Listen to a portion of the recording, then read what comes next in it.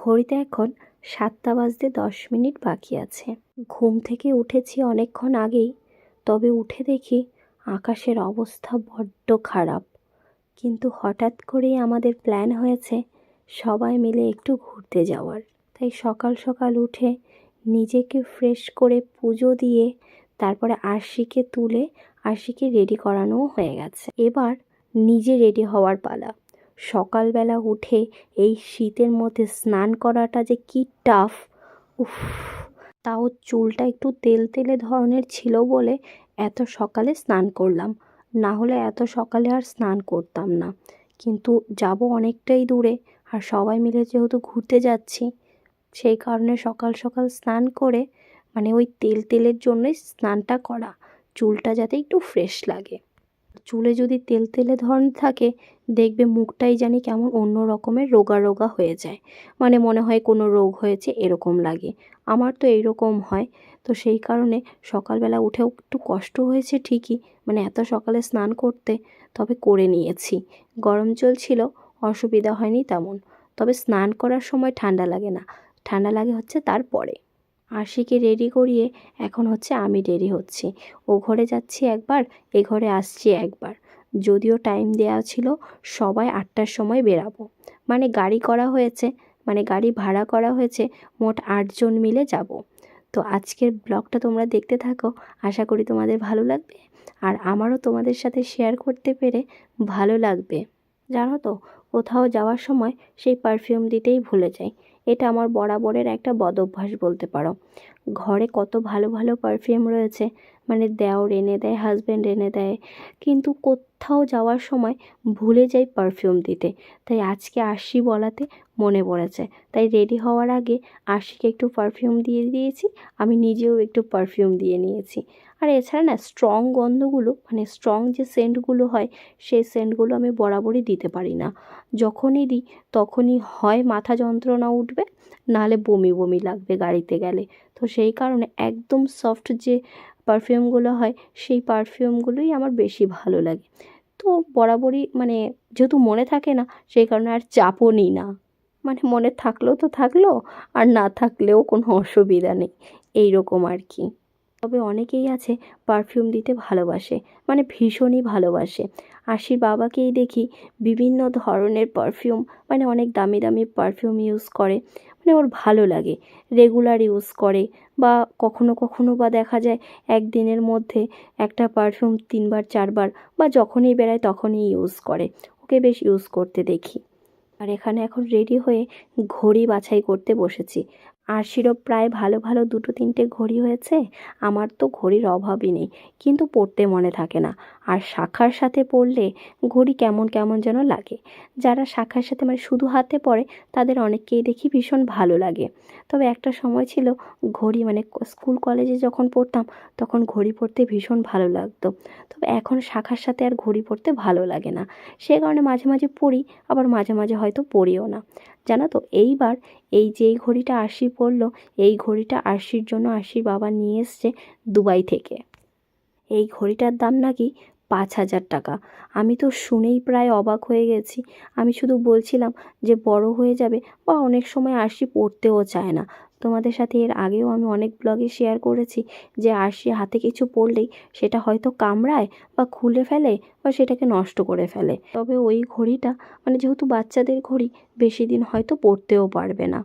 তবে আমার বড্ড গায়ে লাগে এই রকম ধরনের দামি দামি জিনিসগুলো যদি নষ্ট হয়ে যায় বা পরানো না যায়।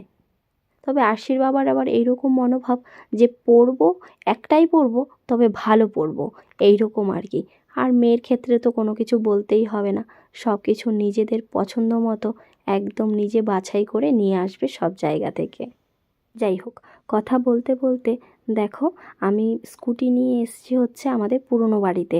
আর পুরনো বাড়ি থেকে আবার টোটো করে অনেকটা এসে তারপর গাড়িতে এসেছি, মানে সবাই মিলে গাড়িতে উঠেছি। আজকে আমরা সবাই মিলে যাব হচ্ছে জু দেখতে। আর আগের দিন রাতেই যেহেতু প্ল্যান হয়েছে সব কিছু, সেই কারণে খাবার কেউই বানানোর টাইম পায়নি। তো সেই কারণে দোকান থেকে তোমরা দেখতেই পেলে আমি দোকান থেকে খাবার রাতে মানে যখন কথা হয়েছে তখনই রাতে অর্ডার দিয়ে এসেছিলাম। তো সেই মতো দাদা রুটি আর তড়কা বানিয়ে দিয়েছিল আমাদেরকে। তবে কাকা নাকি কিছু কিছু টুকটাক বাচ্চাদের জন্য বানিয়েও নিয়ে এসছে।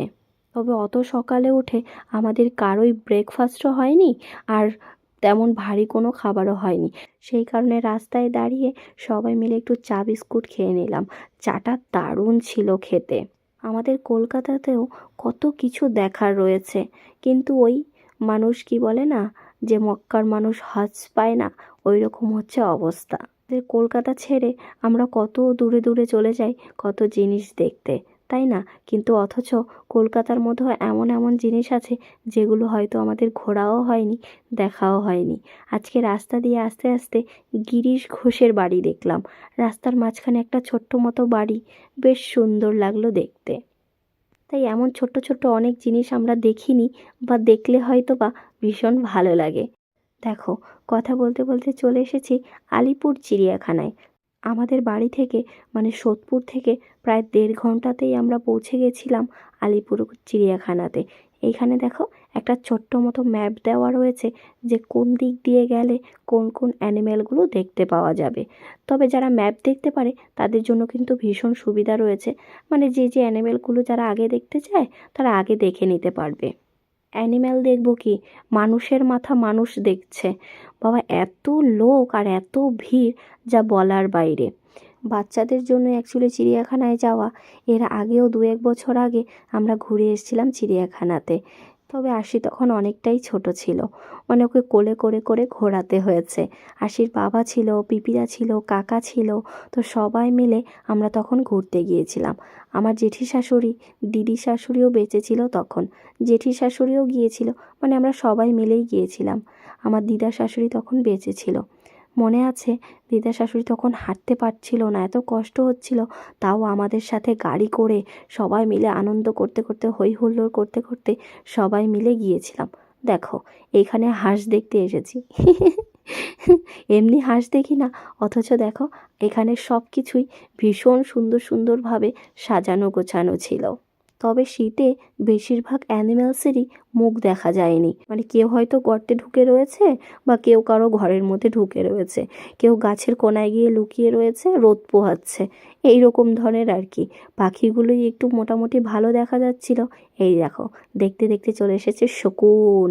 শকুনের মতো আয়ু না? একটা অ্যানিমেলস দেখলে এক একটা কথা মনে পড়ে যায়। ব্যাস, আমরা ঘুরতে ঘুরতে এখন বাঘ, সিংহ, ফক্স এইসব দেখতে দেখতে আশির এখন মনে পড়েছে হাতির কথা। সব অ্যানিমেলস দেখা হয়েছে, হাতি তো দেখা হলো না। মানে হাতি দেখার আগে বাঘ দেখার জন্য পাগল হয়ে গেছিল, এখন বাঘ দেখার পর এখন হাতি দেখার জন্য পাগল হয়ে গেছে। এখানে দেখো একটা গন্ডার, এই গন্ডারটা দেখতে গিয়ে ওরে বাবা, সবাই মিলে মানে হুমড়ি দিয়ে পড়েছে আর কি। তো অর্ধেক রাউন্ড দিয়ে এসে আমরা এখন খাবো হচ্ছে সকালের খাবার। সকালে যেহেতু কেউই খেয়ে আসেনি, সেই কারণে সবারই খিদে পেয়ে গেছে, তাই হাফ রাউন্ড দিয়ে এসে মানে অনেকটাই প্রায় ঘোরা হয়ে গেছে। তারপরে আমরা এখন হচ্ছে খাওয়া দাওয়ার প্রিপারেশন নিচ্ছি। আমি নিয়ে গিয়েছিলাম হচ্ছে রুটি তড়কা, এছাড়াও সবাই শুকনো শুকনো খাবার নিয়ে গেছে। কাকি একটু মাংস করে নিয়েছিল, তারপরে রুটি করে নিয়েছিল, মানে একটু পরোটা টাইপের বাচ্চাগুলোর জন্য। তবে সবাই মিলে যেহেতু প্রায় 30টা মতো রুটি নেওয়া হয়েছিল, অর্ধেক রুটিও খাওয়া হয়নি, তা আবার বাড়িতে নিয়ে চলে আসা হয়েছে। আর মাংস দিয়ে রুটি দিয়ে খেতে বেশ ভালোই লাগে। আর কাকা একদম ঝাল ঝাল ছাড়া যেহেতু বানিয়েছে, বাচ্চাগুলোর খেতে কোনো অসুবিধাও হয়নি। সবাই মিলে খুব সুন্দর করে আজকের দিনটিকে কাটিয়েছি, ভীষণ ভীষণ ভীষণ এনজয় করেছি। সবাই মিলে একসাথে গেলে কিন্তু এটাই একটা আনন্দ হয় যে সময় কী করে কেটে যায় বোঝাই যায় না। আর বিশেষ করে যদি বাচ্চাদের পছন্দের জায়গায় যাওয়া হয়, ব্যাস, ওদের তো আর কোনো খোঁজখবরই পাওয়া যায় না যে কতটা আনন্দ বা কতটা এনজয় করে ওরা সময়গুলোকে কাটায়। সবাই মিলে যে যার মতো করে নিয়ে নিয়ে খেয়ে, এখানে জানো তো সবাই আমি একটা চাদর নিয়ে গেছি, মামুনি একটা চাদর নিয়ে গেছে, মা একটা চাদর নিয়ে গেছে, কাকি একটা চাদর নিয়ে গেছে, কিন্তু খাবার থালা কেউই নিয়ে যায়নি। শুধুমাত্র আমি 4টা না 5টা আমার কাছে খাবার থালা ছিল, সেই কয়টাই নিয়ে গিয়েছিলাম। এর আগের বার যখন গিয়েছিলাম তখন একটা ফ্যামিলিকে দেখি হাঁড়ি ধরে নিয়ে চলে এসছে। তো এইটা আমার এখনও মনে পড়ে, আর এটা আমরা অনেক সময় গল্পও করি যে বেশ ভালোই করেছে, কোনো খাটাখাটনি নেই, হাঁড়ি ধরে নিয়ে চলে আসো, নিয়ে নিয়ে খেয়ে নাও। খাওয়া দাওয়ার পরে এখন আমাদের সেকেন্ড রাউন্ড চলছে। আমরা ওপাশ থেকে ঘুরে এসে এখন আবার আরেক পাশে ঢুকেছি চিড়িয়াখানায় দেখতে। এখানে দেখো, অংশু এখন সিংহ দেখবে, হাতি দেখবে, এই দেখবে সেই দেখবে করে করে পাগল হয়ে গেছে।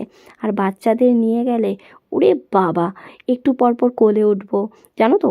আশি এখন বড় হয়ে গেছে না, এখন আর ওকে কোলে নেওয়া যায় না, কিন্তু একটু পরপর বায়না করে কোলে উঠবো, আর ওকে কোলে নিয়ে আমি এখন হাঁটতে পারি। ব্যাস, হাতি দেখাও শেষ হয়ে গেছে। দেখো, লোকে লোকারণ্য, লোক কাকে বলে। ব্যাস, উফ, একজন যদি হারিয়ে যায় তাকে আর খুঁজে পাওয়া যাবে না। এমন হয়েছে, অ্যানাউন্স করছে যে 2 বছরের বাচ্চা হারিয়ে গেছে, 3 বছরের বাচ্চা হারিয়ে গেছে। আবার এমনও শুনলাম যে গেটের সামনে বাচ্চা নিয়ে পালাচ্ছিল, তো ওনাকে নাকি ধরেছে, মানে ওই চোরটাকে ধরেছে। ভাবো তো, চিন্তা করে, এই ঘুরতে এসে যদি বাচ্চা কাচ্চা হারিয়ে যায়, কি দুর্ভোগ বলো তো।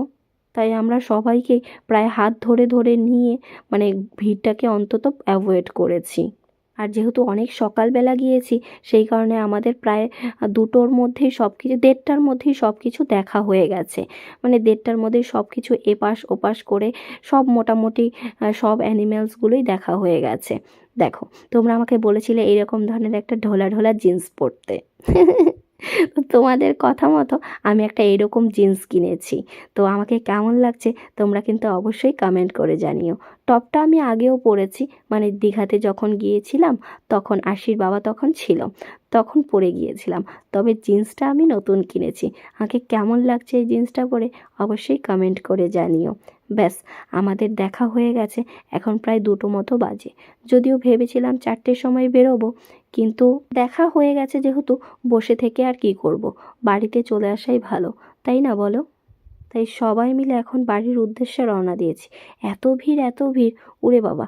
যদিও এখানে আমার 2-1জনের সাথে দেখা হয়েছিল, মানে ওই দূর থেকে হয় না, আনাগোনা করে বলে এই যে দেখ তোরা দিদি বা তোরা ব্লগের, এইরকম বলছিল হয়তো, মানে হয়তো বা মুখ দেখে বোঝা যায় না, সেই রকম বুঝতে পেরেছি যে আমাকে নিয়ে কথা বলছিল, কিন্তু সামনে এসে কথা বলেনি। কিন্তু পরে আমাকে ব্লগে কমেন্ট করেছে যে দিদিভাই আজকে তোমাকে আমি ব্লগে মানে চিড়িয়াখানাতে দেখলাম। তোমরা যদি সামনের থেকে কথা বলো তবে কিন্তু ভীষণই ভালো লাগে আমাদের। যাই হোক, এখন যারা আমার ব্লগ দেখছো তাদেরকে বলছি, সামনের থেকে যদি কখনো দেখা হয় তাহলে কিন্তু অবশ্যই আমার সাথে কথা বলো, আমিও কথা বলবো তোমাদের সাথে। আর এখন দেখো, কথা বলতে বলতে বাড়িতেও চলে এসেছি। আমি নামলাম পুরনো বাড়িতে, যেহেতু স্কুটিতে এই বাড়িতে রেখে গিয়েছিলাম, সেই কারণে এই বাড়িতেই নামলাম। আর কাকা কাকি ভাই বোন আর মা বৌদি চলে গেল হচ্ছে গাড়ি করে ও বাড়িতে। এখন আমরাও বেরিয়ে পড়বো বাড়ির উদ্দেশ্যে। ও বাড়িতে থাকতে পারতাম, কিন্তু থাকলে না ওই রাতের বেলা আর আসতে ইচ্ছে করে না, মানে হয়তো বা ঘুমিয়ে পড়ি বা ঘুম থেকে আর উঠতে ইচ্ছে করে না, এইরকম ধরনের আলসেমি লেগে যায়। তো এসেই যেহেতু অনেকটা জার্নি হয়েছে আর একটু গলাটাও কেমন খুসখুস খুসখুস করছিল, সেই কারণে আমি আর আশি দুজনেই একটু গরম জল খেয়ে নিলাম। আমি আশিকে আগে খাইয়ে শুইয়ে দিয়েছি, আর এখন আমি নিজে একটু খেয়ে নিলাম গরম জল। ব্যাস, এবার দুজনে মিলে একটু রেস্ট নেব, তারপরে গিয়ে যা করার করব। আশি এখানে শুয়েও পড়েছে, যদিও এখনও ঘুমায়নি, মানে ওই গিয়ে আমি শোবো, একটুখানি আমার সাথে মানে গল্প টল্প করবে, তারপরে গিয়ে ঘুমাবে। তো ঘুমাতে ঘুমাতে দেখো এখানে পাখির ডাক শুনেছে, তো আবার দরজা খুলে দেখছে যে পাখি এসছে নাকি। আর এখানে এখন সন্ধ্যাবেলা ঘুম থেকে উঠে আমরা দুজনেই রেডি হয়ে গেছি, একটু বেরোনোর রয়েছে। কারণ হচ্ছে আরশির জন্য একটু টুকটাক শপিং করা হয়েছিল ঘুরতে যাব বলে। তো সেগুলো প্রায় 2-3টেই জামা আরশির ছোট হয়ে গেছে, সেগুলোকে চেঞ্জ করতে মানে আবার ওই দোকানেই যাব বলে সন্ধ্যাবেলা দুজনে মিলেই একটু রেডি হয়ে গিয়েছি। আর সকালে যেহেতু স্নান করেছি, ব্যাস এসেই দেখি ওই রকম ধরনের ভীষণ কাশি কাশি হচ্ছে। কীরকম যে অস্বস্তি হচ্ছে সেটা আর বলার মতো না। এই ঠান্ডা ওয়েদারে তার মধ্যে যদি কাশি হয়, কাশতে কাশতে একে তো ঘুমানো যায় না, তার মধ্যে আবার ভীষণ বিরক্ত লাগে। মানে কাশি হলে নিজেরও বিরক্ত, অথচ আমার সামনে যারা থাকে তাদেরও ভীষণ বিরক্ত। কাশির একটা এমন বিচ্ছিরি ধরনের লাগে না, ভালো লাগে না আর কি। এখন সোদপুর স্টেশনে আমি একটা দোকান থেকে জামা কাপড় কিনি, মানে আশির জামা কাপড়গুলো কিনি। ওইটা কিনে এই পাশটাতে এসে স্কুটি রেখে সব কিছু ডিকিতে ঢোকাচ্ছিলাম, আর আশি এখানে দাঁড়িয়ে দাঁড়িয়ে আমার ভিডিও করে দিচ্ছিল। আশি এই ঠান্ডার মধ্যে আইসক্রিম খাওয়ার জন্য ব্যস্ত হয়ে গেছে, জানো তো। বলছে আমাকে একটা আইসক্রিম কিনে দাও। বলো তো, যদি এই ঠান্ডার মধ্যে কেউ আইসক্রিম খায় তার অবস্থাটা কী হবে। কিন্তু ওর না, মানে একটু অন্য ধরনের বুদ্ধি শুদ্ধি আর কি। তো আমি আসার সময় কাকুর দোকান থেকে যে কাশির সিরাপটা খাই, সেই কাশির সিরাপটা নিয়ে আসছিলাম। যদিও দুটো মতো সিরাপ প্রায় খাওয়া হয়ে গেছে, কিন্তু কিছুতেই কিছু কাজ হচ্ছে না। মনে হচ্ছে ডাক্তার না দেখালে আর কোনো কাজই হবে না। আর যাবো যাবো করে যাওয়াও হচ্ছে না। এখানে আজকে খাবো হচ্ছে গরম গরম রুটি, সাথে একটু দুধ জাল দিয়ে নিয়েছিলাম, মানে দুধ দিয়ে রুটি দিয়ে খাবো বলে ঠিক করেছিলাম। খেয়ে দিয়ে জানো তো শুয়েও পড়েছিলাম। তবে এখন ঘড়িতে বাজে প্রায় 1টা, কিন্তু কিছুতেই ঘুম আসছে না। এমন খুসখুসে ধরনের কাশি হয়েছে, সকালবেলা স্নান করে বড্ড ভুল করেছি। তবে এখন সেটা টের পাচ্ছি, কারণ মানে এত কাশি হচ্ছে। একে তো মানে কিছুদিন আগে তোমরা দেখতেই পেলে কীরকম ধরনের খারাপ পরিস্থিতি হয়ে গিয়েছিল, আর এখন দেখো রাত 1টা বাজে, ঘুমানোই যাচ্ছে না। খুবই অস্বস্তি হচ্ছে, কাশতে কাশতে প্রায় বমি চলে আসছে। তো একটু আদা কেটে সেটার মধ্যে একটু নুন দিয়ে তারপর বসে বসে খেয়ে প্রায় অনেকক্ষণ পরে গলার মধ্যে একটু তেল মেখে, মানে সর্ষের তেল মেখে তারপর শুয়েছি। কিন্তু তাতেও কোনো কাজ হচ্ছিল না, মানে ঘুম আসছিল না। গরম সেঁক দিয়ে মানে দেবো দেবো বলছিলাম, কিন্তু ওই আলসেমিতে আর দেওয়া হয়নি। তেলটাকেই ভালো করে মেখে গলার মধ্যে ওটা পেঁচিয়ে তারপর শুয়ে পড়েছিলাম। তাহলে চলো, আজকে এই ব্লগটা এখানে এন্ড করছি। যদি ব্লগটি কোথাও ভালো লেগে থাকে অবশ্যই লাইক, শেয়ার অ্যান্ড সাবস্ক্রাইব করো। আর কেমন লাগলো আজকের ব্লগটি একদমই কমেন্ট করে জানাতে ভুলবে না। কে কোথা থেকে ব্লগ দেখছো সেটাও জানিও।